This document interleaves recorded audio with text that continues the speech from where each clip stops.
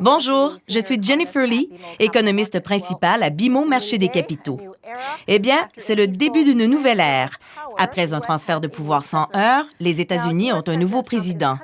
M. Trump amorce son mandat dans un contexte économique très positif. Les États-Unis affichent une solide croissance économique, la création d'emplois sur une base mensuelle est stable, le taux de chômage est à son niveau le plus bas en 9 ans, les salaires et l'inflation commencent enfin à augmenter et la Réserve fédérale a entamé le processus de normalisation des taux d'intérêt et a commencé à les tirer de leur niveau exceptionnellement bas. La pertinence des politiques promises par M. Trump durant sa campagne électorale ne fait pas l'unanimité et certains dirigeants de la Fed ne les croient certainement pas nécessaires. Quoi qu'il en soit, le président a été très occupé au cours de sa première semaine en poste. Il a rencontré des dirigeants des secteurs automobiles et manufacturiers.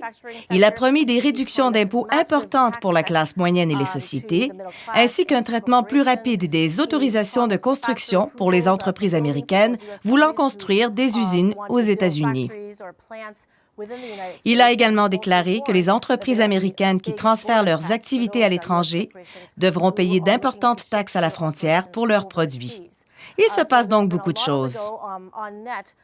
Au final, nous croyons que ces mesures sont positives et nous avons haussé à la fin de l'année dernière nos prévisions de croissance pour le PIB, les faisant passer à 2,4 % pour 2017 et environ 2,5 % pour 2018. Le contexte demeure toutefois très incertain, surtout en ce qui a trait aux échanges commerciaux. Le ton est de plus en plus protectionniste ces jours-ci et on ne sait pas comment les partenaires commerciaux des États-Unis vont réagir face à de telles mesures. Je pense bien sûr au Mexique qui a menacé de quitter l'ALENA si les négociations de cet accord ne se déroulent pas bien.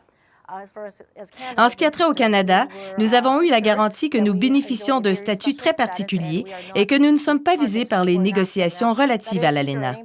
C'est rassurant. Il n'en demeure pas moins qu'une grande incertitude subsiste quant à l'évolution de la situation.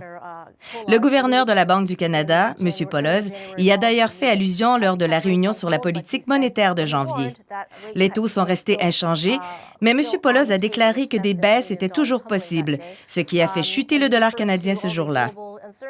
Il a aussi mentionné les incertitudes quant aux perspectives mondiales et que la montée du protectionnisme pourrait entraîner de graves conséquences pour l'économie canadienne.